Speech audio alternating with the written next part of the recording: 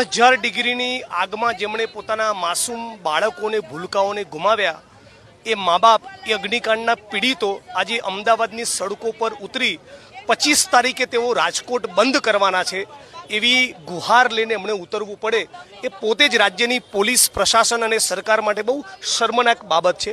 જે પીડિત પરિવારોએ 3000 ડિગ્રીની આગમાં પોતાના માસૂમ બચ્ચાઓને ગુમાવ્યા હોય એના માટે રાજ્યની સરકારનું વલણ અતિ સંવેદનશીલ હોવું જોઈએ।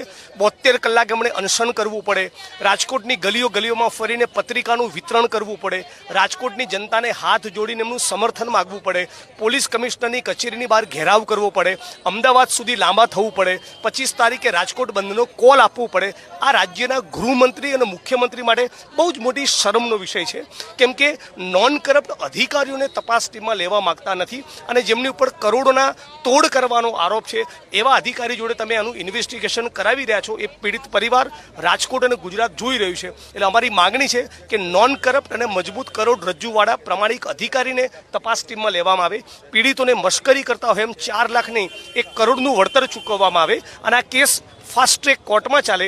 આ જો માગણીનો સ્વીકાર નહીં કરવામાં આવે તો 25 તારીખે હાથ જોડીને વિનમ્ર શૈલીમાં રાજકોટને અપીલ કરીને ઘટનાનો જ્યારે 1 મહિનો થાય છે ત્યારે રાજકોટ શહેરને બંધ કરાવીશું।